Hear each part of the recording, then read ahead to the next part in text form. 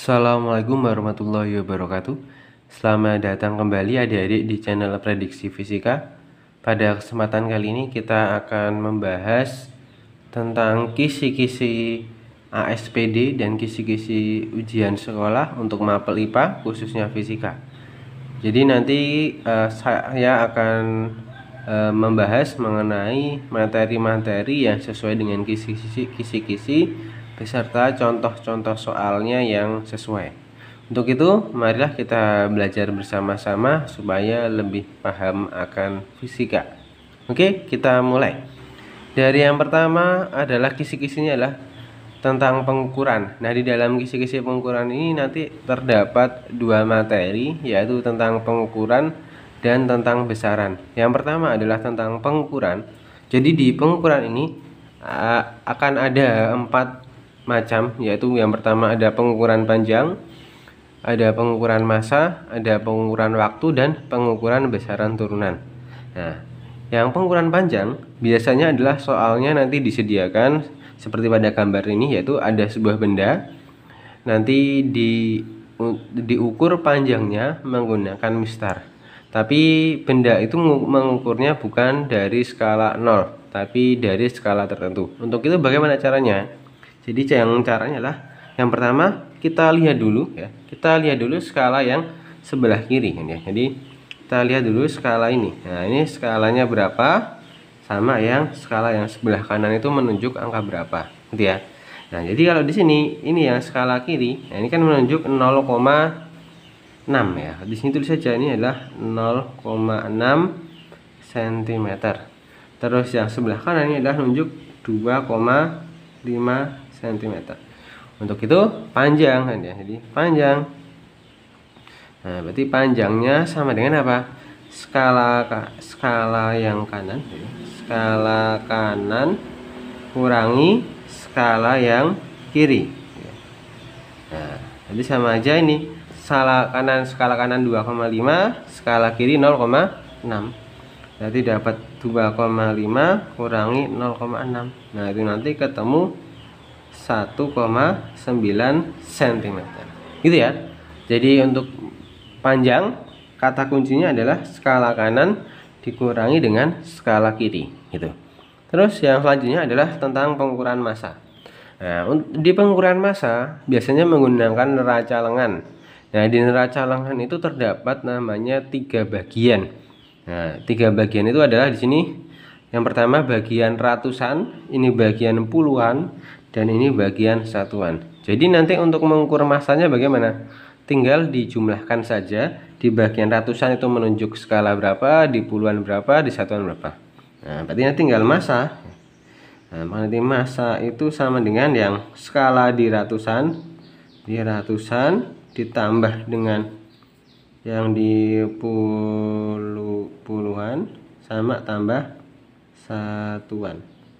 Nah, kalau kita lihat di contoh ini massanya ini ya, massa ini berada pada skala 300. Kita tulis jadi 300 ditambah yang skala puluhannya ini berada pada skala 70 ya. Ini berarti 60, tiap skalanya bernilai 10, berarti 70.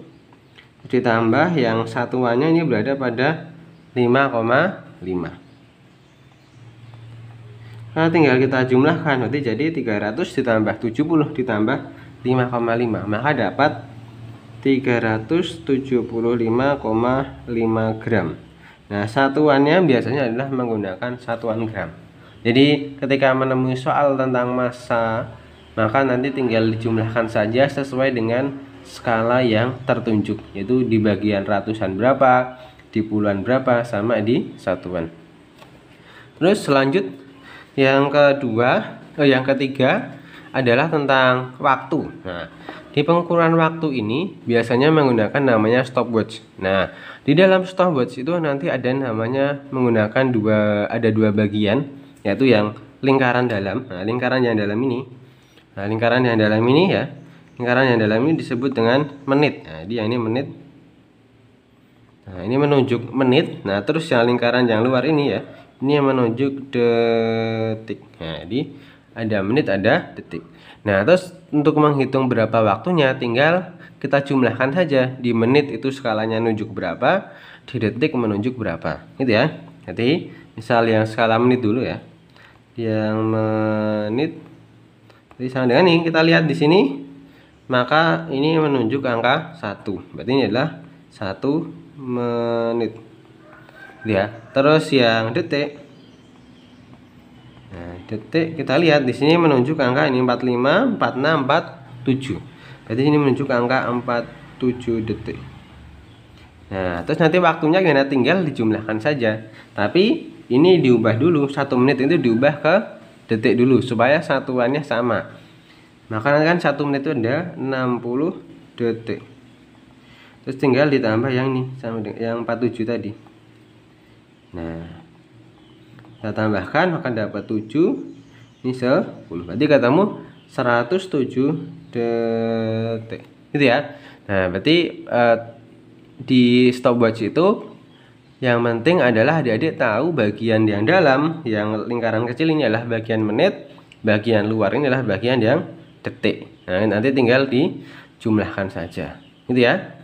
Oke, yang keempat adalah tentang besaran turunan, pengukuran besaran turunan. Nah, di sini yang saya contohkan adalah pengukuran volume dan pengukuran massa jenis.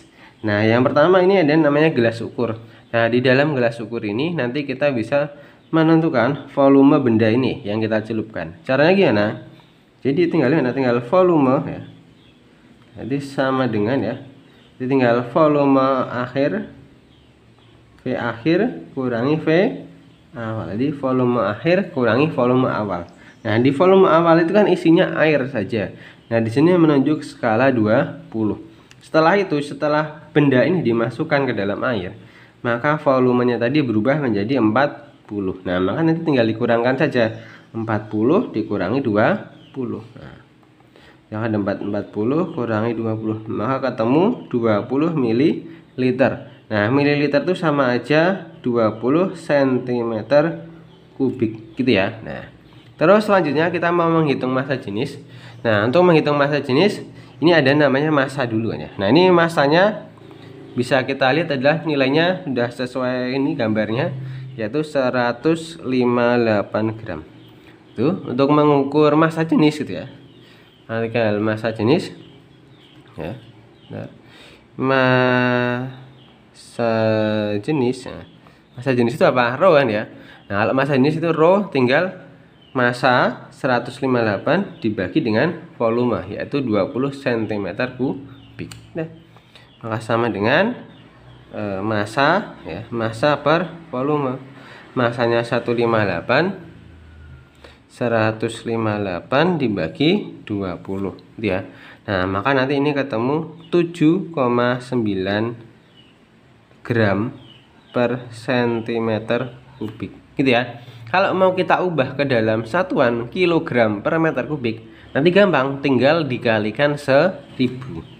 Nah, tinggal 7,9 dikalikan 1000, maka ketemu 7900 kilogram per meter kubik. Nah, yang kedua yaitu ada namanya besaran.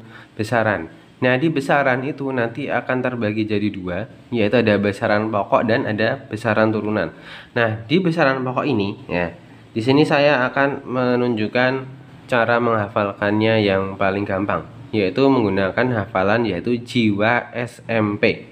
Nah, jiwa SMP itu apa saja ya? Jadi jiwa SMP nanti terdiri dari singkatan 7 besaran pokok gitu ya. Jadi yang J, nah yang J itu adalah jumlah zat. Jadi bagian J itu adalah jumlah zat ya. Jumlah zat gitu ya. Terus yang bagian I itu intensitas. Di intensitas cahaya. Terus bagian W itu adalah waktu. Bagian A itu arus. Ya, arus. Terus bagian S itu adalah suhu, M itu massa, dan P adalah panjang ya.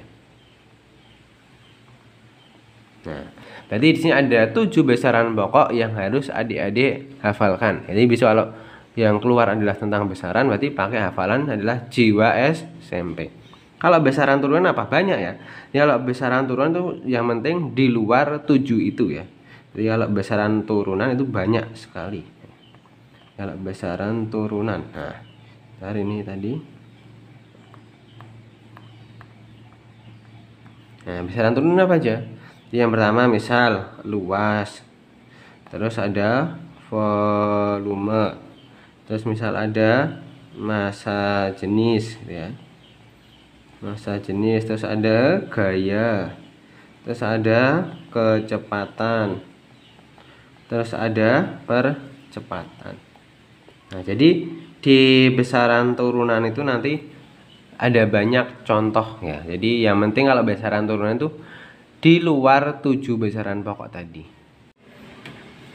Kisi-kisi nomor 2 yaitu suhu dan kalor. Nah, di dalam suhu dan kalor ini nanti yang kita bahas yang pertama adalah tentang suhu. Nah, di suhu itu nanti kan memiliki namanya 4 termometer, yaitu ada Celcius, ada Fahrenheit, ada Reaumur, sama ada Kelvin.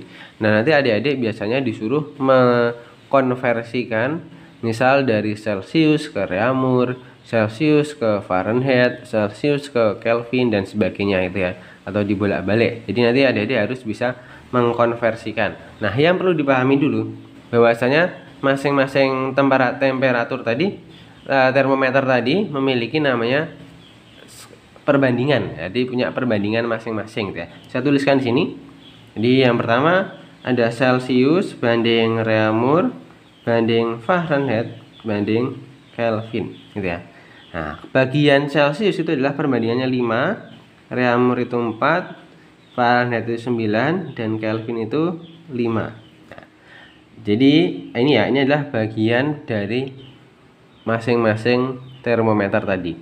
Nah, untuk Fahrenheit dan Kelvin ini berbeda. Berbedanya apa? Untuk Fahrenheit itu titik bawahnya itu bukan dari 0 tapi dari 32 derajat.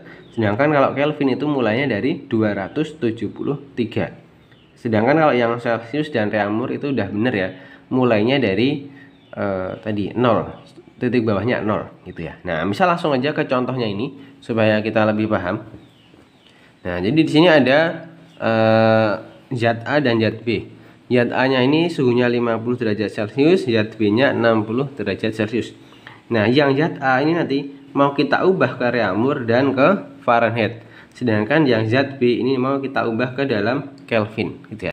Yang pertama di sini tentang Celcius menuju Reaumur ya. Jadi di suhu Celcius ini ya pengen kita ubah ke dalam suhu Reaumur. Nah, di sini udah tahu di zat A ini adalah memiliki suhu 50 derajat Celcius.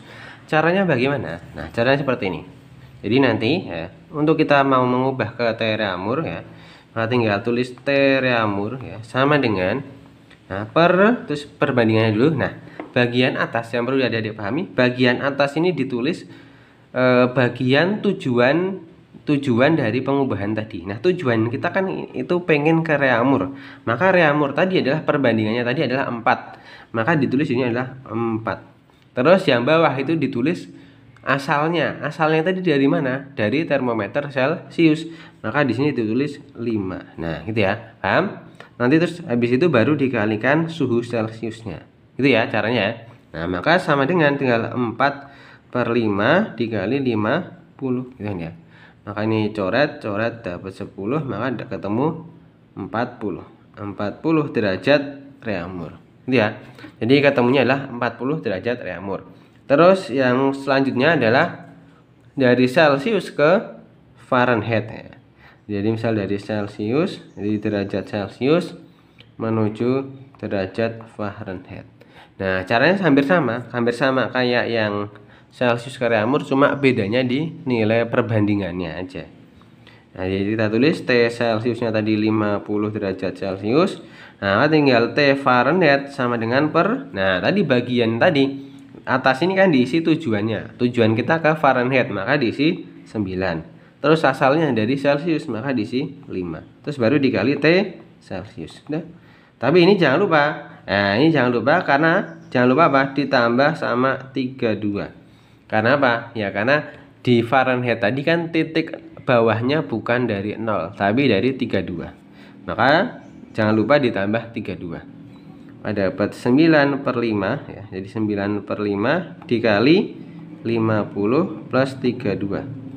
Maka ketemu ini 5 tadi coret 10, 9 kali 10 90 plus 32.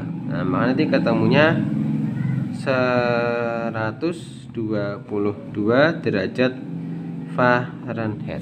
Gitu ya, seperti itu caranya. Terus yang ketiga yaitu dari derajat Celcius. Nah, dari derajat Celcius menuju ke Kelvin. Nah, ini misalkan di sini pakai zat B ya. Nah, zat B-nya ini suhunya adalah 60 derajat. Maka tinggal T Celciusnya adalah 60 derajat Celcius. Nah, ini nanti pengen kita ubah ke Kelvin. Nah, makanya tinggal T Kelvin. Nah, karena tadi kan kita tahu bahwasanya Celcius sama Kelvin tadi dalam perbandingan yang sama, yaitu 55 ya, 5 dan 5. Maka dari itu langsung aja, langsung apa? Langsung T Celcius langsung ditambah titik bawahnya yaitu 273. Nah, langsung ditambahkan, jadi nggak usah pakai perbandingannya lagi karena kan 5/5 kan ketemunya 1 juga. Gitu ya. Nah, T Celciusnya itu tadi 60 ditambah 273. Nah, maka nanti ketemunya adalah ini 3 terus 3, nah 333 Kelvin. Ya, jadi ketemunya adalah 333 Kelvin. Yang selanjutnya yaitu kalor. Nah, tipe soal yang selanjutnya adalah tentang kalor. Jadi ini masih dalam satu kisi-kisi ya, yaitu kisi-kisi suhu dan kalor. Nah, yang materi yang kedua adalah tentang kalor. Nah, di dalam kalor ini biasanya soalnya itu berkaitan sama menentukan jumlah kalor yang diperlukan untuk suatu proses. Jadi ada proses, nanti kita harus menentukan berapa nilai kalor yang dibutuhkan tadi. Misal ya, contohnya di sini kita mau membedah dulu ya. Di sini ada proses memanaskan es dari A, di situ ada titik A, ada B, ada C, ada D, ada E. Nah, nanti di situ caranya bagaimana cara menggunakan persamaannya. Jadi yang pertama kita hitung dulu, yaitu namanya kita pahami dulu masing-masing setiap siklus dari A ke B, B ke C, terus C ke D dan D ke E, gitu ya. Yang pertama adalah dari A ke B. Berarti di sini adalah QAB. Nah, jadi proses dari kalor A ke B. Nah, dari proses kalor dari siklus A ke B itu mengalami namanya apa? Perubahan suhu. Jadi S itu ini jadi gini ya. Jadi sebuah benda itu menyerap kalor itu akan digunakan untuk dua hal, yaitu yang pertama untuk menaikkan suhu, yang kedua untuk mengubah wujud. Nah, pada proses AB ini ya, AB ini yang terjadi adalah perubahan suhu. Maka dari itu kita pakai MC delta T. Ini pakai M ini kali C kali delta T, perubahan suhu. Nah, terus C-nya apa? C itu adalah kalor jenis. Nah, kalor jenis yang dipakai apa? Nah, biasanya kan di soal itu kan tersedia ada kalor jenis es, ada kalor jenis air dan sebagainya itu. Nah, yang kita pakai adalah kita lihat siklus di A sampai B itu posisinya pada tahapan apa. Nah, kan di A dan B itu tadi tahapannya adalah dalam bentuk S. Maka itu nanti di sini pakai kalor jenis S, gitu ya. Terus habis itu yang BC. Nah, pada proses BC ini ya, pada proses BC ini tidak ada namanya perubahan suhu, tetapi adanya apa? Perubahan wujud dari es menjadi air. Jadi pada proses BC itu masih membutuhkan kalor, tapi bukan untuk menaikkan suhu, tapi untuk mengubah wujud. Maka dari itu massa kalor BC itu tinggal massa dikali ya, tinggal massa kali kalor lebur, gitu ya. Terus pada proses QCD, nah pada proses QCD ini terjadi perubahan suhu lagi ya. Jadi kalau terjadi perubahan suhu tinggal pakai MC delta T. MC delta T. Nah, tapi kalor jenis yang kita pakai itu adalah kalor jenis air. Karena kan pada proses C dan D ini S-nya sudah diubah seluruhnya menjadi air. Maka di sini menggunakan yang air. Terus yang QDE. Ya, proses QDE ini apa? Tidak ada perubahan suhu, adanya perubahan wujud dari apa? Dari air menjadi uap air. Maka dari itu masih membutuhkan kalor, tapi fungsinya untuk mengubah wujud. Maka dari itu kalor yang kita butuhkan yaitu tinggal massa dikali kalor uapnya, gitu ya. Oke, langsung aja misal kita ke contohnya yang ini. Nah, misal di soal itu kan yang ditanyakan adalah proses dari A sampai C saja. Nah, biasanya emang seperti itu. Jadi di grafik itu ada banyak siklusnya, tapi yang ditanyakan biasanya cuma beberapa siklus saja. Karena di sini yang ditanyakan adalah siklus dari A sampai C, maka apa? Maka tinggal kita menghitung yang ini ya, QAB dan ditambahkan dengan QBC. Maka kita hitung satu-satu terus kita tambahkan. Nah, kita coba hitung. Yang pertama, sini ada QAB. Nah, QAB tadi kan pakai MC delta T ya.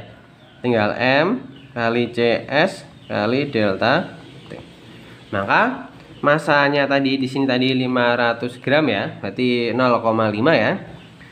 0,5 dikali kalor jenis S yang mana? Kalor jenis S itu ya ini ya, yang 2100. Jadi kali 2100 gitu ya. Terus baru dikalikan apa? Baru dikalikan sama delta T. Nah, delta T-nya tadi nih ya. Delta T-nya tadi perubahan suhunya dari min 10 sampai 10, berarti berubah 10. Nah, berubah 10 maka tinggal kita kalikan. Ini 0,5 kali 10 kan dapat 5, 5 kali 21 maka dapat 5 10 ya. 10 5 terus 0 0. Jadi ketemu 10.500 Joule gitu ya. Terus pada proses BC, nah, maka tinggal pakai apa? Tinggal massa dikali kalor lebur. Nah, massa yang sama 0,5 dikali ini kalor leburnya yang ini 336.000. Kita tinggal dikalikan jadi 336.000. Nah, ini nanti ketemu 168.000 Joule. Nah, untuk itu maka proses dari A sampai C nanti tinggal ditambahkan gitu ya. Maka tinggal QAC ya sama dengan tambahkan aja di 0, ini 0, ini 5, 8, 7, 1. Jadi ketemu adalah 178.500 Joule. Pemuaian selanjutnya adalah masih dalam kisi-kisi yang sama, yaitu tentang pemuaian. Nah, di pemuaian ini biasanya yang sering keluar adalah tentang pemuaian panjang. Jadi ada namanya pemuaian panjang. Di pemuaian panjang itu ada beberapa persamaan yang harus dipahami ya. Dia yang pertama adalah persamaan ini ya. Jadi yang pertama saya tuliskan ada namanya LT sama dengan L0 dalam kurung 1 plus alfa delta T. Nah, ini maksudnya apa? Jadi kan proses pemuaian itu adalah proses pertambahan panjang karena akibat dipanaskan. Jadi ketika misal batang besi kita panaskan sampai suhu sekian, maka nanti batang besinya akan bertambah panjang. Nah, ini yang disebut dengan pemuaian. Nah, di sini LT ini disebut dengan panjang akhir ya, panjang akhir. Jadi panjang setelah dipanaskan. L0 itu adalah panjang pada suhu awal. Terus alfa ini apa? Koefisien muai atau ini ya, yang koefisien muai ini yaitu disebut alfa. Delta T tadi disebut dengan perubahan suhunya. Oke. Terus ada juga persamaan yang ini yaitu delta L. Nah, bisa kita ubah. Jadi dari ini panjang akhir kurangi panjang awal, maka sama aja pertambahan panjangnya atau delta L itu sama dengan apa? Tinggal L0 kali alfa kali delta T. Oke, gitu ya. Nah, pada kasus soal di sini kan ya. Di sini kan ada tabel tentang koefisien muai kan ya. Terus di sini yang ditanyakan adalah ini. Logam apakah yang dipanaskan? Nah, pada suhu 30, sebatang logam panjangnya mula-mula 2 meter. Dipanaskan mencapai 130 derajat. Nah, panjangnya menjadi 2,0036. Nah, maka kita harus tahu logam apakah itu. Nah, logam apakah itu tahu dari mana? Kita lihat dari namanya ini, koefisien muainya. Nah, terus cara mencarinya bagaimana? Tinggal menggunakan persamaan yang kedua ini aja. Jadi kita pakai persamaan yang kedua ini yaitu delta L sama dengan L0 dikali alfa dikali delta T. Kita coba. Nah, jadi ini ya. Delta L sama dengan L0 kali alfa kali delta T. Nah, delta L-nya tadi kan tinggal ini 2,0036 dikurangi 2. Maka kan ketemunya adalah 0,0036. Itu ya. Dah. Terus habis itu L0 nya kan ketemu 2. Kita tulis jadi ini 2 dikali alfa dikali delta T. Delta T tadi kan dipanaskan dari suhu 30 sampai suhu 130. Maka tinggal 130 min 30. Gitu ya. Nih, jadi tulis dulu 0,036 sama dengan 2 alfa dikali 100 gitu ya. Nah, maka nanti dapat 0,0036 sama dengan 200 alfa, gitu kan ya. Terus kita lanjutkan di sebelahnya. Maka nanti alfa gimana? Maka tinggal alfa itu sama dengan 0,0036 itu dibagi dengan 200, gitu ya. Nah, maka kan ini ada 2 sama 36 kan dapat 18. Terus dibagi ini 00 dibagi 100, maka komanya kan nambah 2 kan ya. Nah, nanti jadi 0,000018. Nah, udah. Maka jawabannya ini yaitu yang perak. Berarti jawabannya yang perak. Contoh soal yang kedua yaitu yang berkaitan sama pemuaian, yaitu berkaitan sama namanya bimetal. Nah, bimetal itu apa? Jadi bimetal itu adalah dua jenis logam yang disatukan.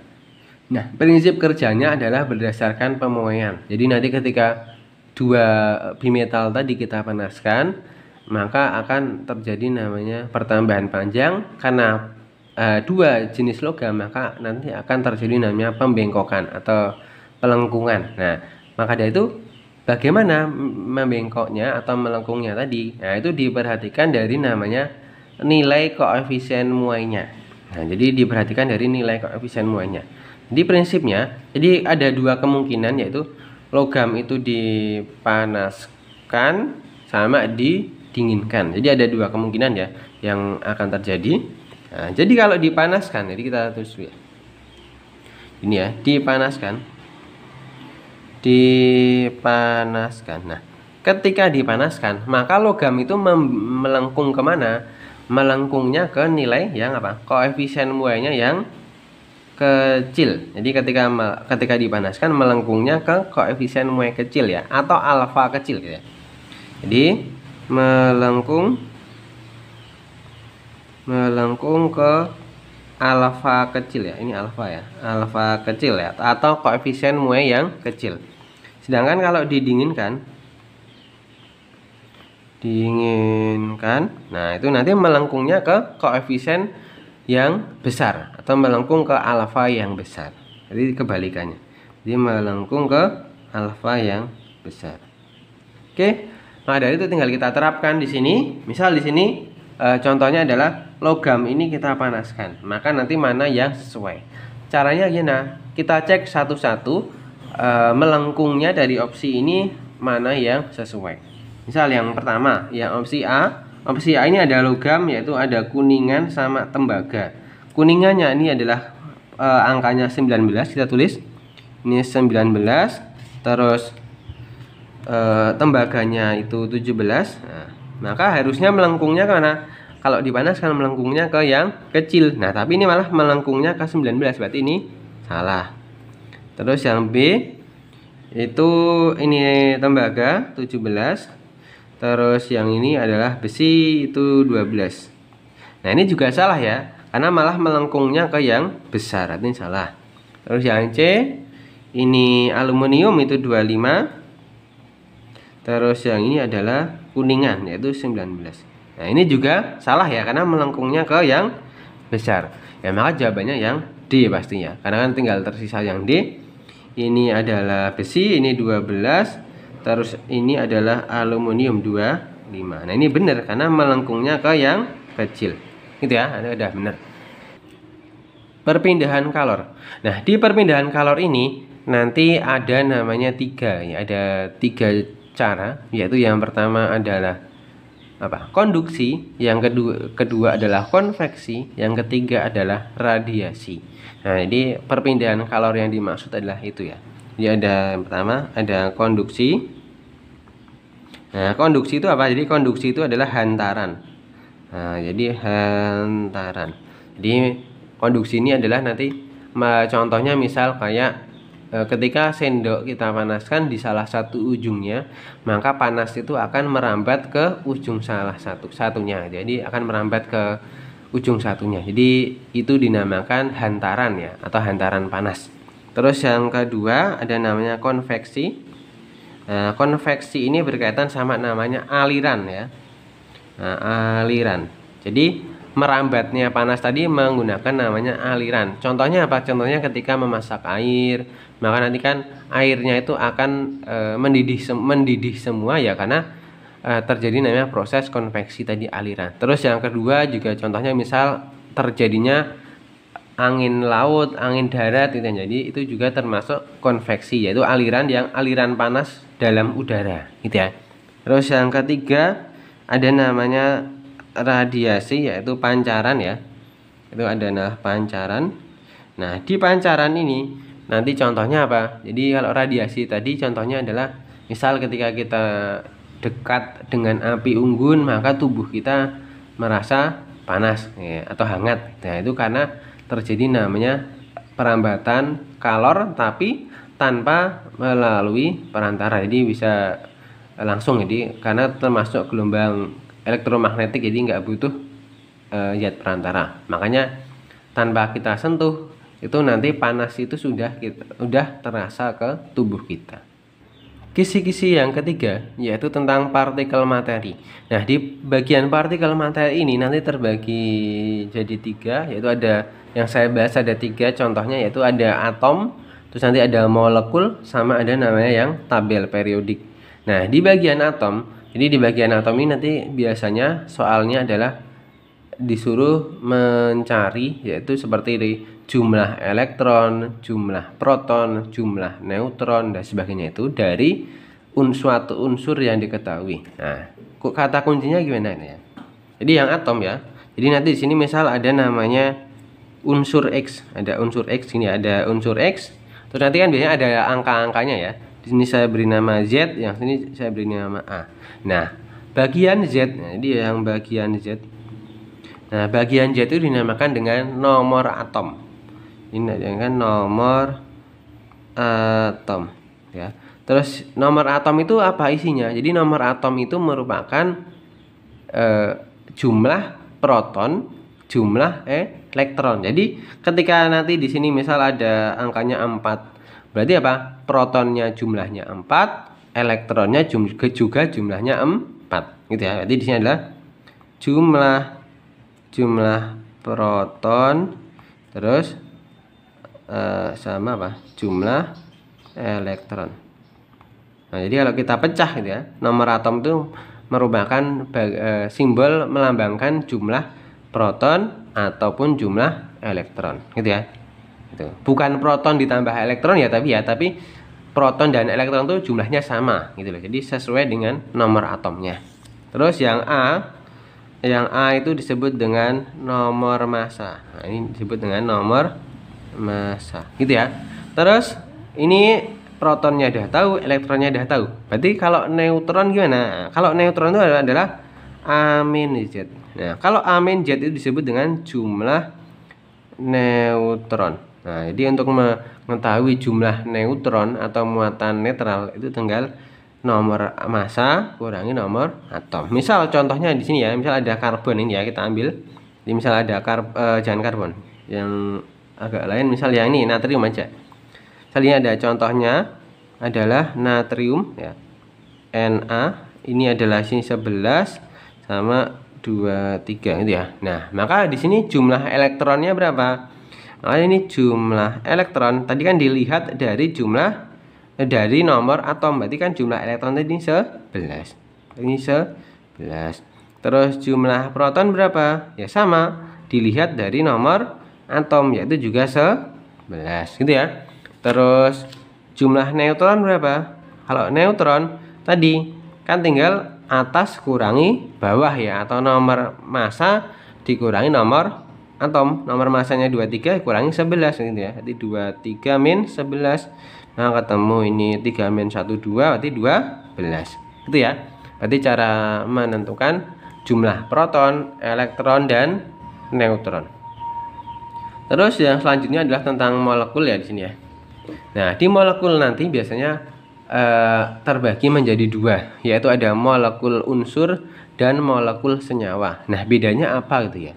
Nah, Jadi yang pertama dulu ada namanya molekul unsur. Ada molekul unsur. Nah, molekul unsur itu apa? Jadi molekul unsur itu terdiri dari satu jenis unsur gitu ya. Gampangnya gitu aja. Terdiri satu jenis unsur. Gitu ya. Contohnya apa? Nah, contohnya banyak ya. Jadi contohnya misal O2, terus H2 gitu ya, dan sebagainya. Jadi ada banyak ya. Pokoknya di sini kata kuncinya adalah terdiri dari satu jenis unsur. Yaitu misal ini kan O2, berarti cuma terdiri dari oksigen saja, hidrogen saja. Jadi nggak boleh lebih dari satu, atau itu ya, nggak boleh lebih dari satu. Pokoknya cuma satu ya. Itu disebut dengan molekul unsur. Terus yang satunya apa? Yang kedua adalah molekul senyawa. Molekul senyawa. Nah, untuk molekul senyawa ini tadi apa? Terdiri dari apa? Dua atau lebih gitu ya. Jadi terdiri dua atau lebih jenis ya, unsur. Nah, jadi ada dua atau lebih jenis unsur gitu ya. Nah, contohnya apa? Banyak ya. Contohnya misal H2O, terus misal CO2, terus misal apalagi banyak ya, misal NaCl dan sebagainya. Dia ada banyak.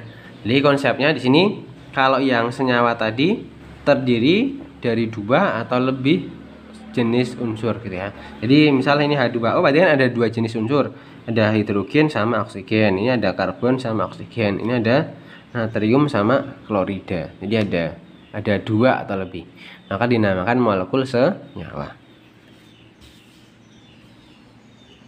Terus yang ketiga ini adalah tentang tabel periodik. Nah, di tabel periodik ya seperti soal yang provinsi kemarin, yaitu yang ditanyakan adalah mengenai golongan. Nah, untuk itu maka saya sampaikan lagi bagaimana cara mencarinya gitu ya.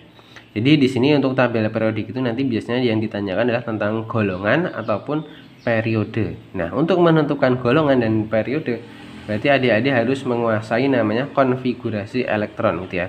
Nah, sebelum mempelajari konfigurasi elektron, adik-adik harus paham dulu bahwasanya elektron itu menempati kulit-kulit. Nah, setiap kulit-kulit tadi memiliki namanya jumlah maksimal ya, atau daya tampung elektron gitu ya. Yang pernah saya bahas di video provinsi ya, yang pembahasan soal provinsi gitu ya.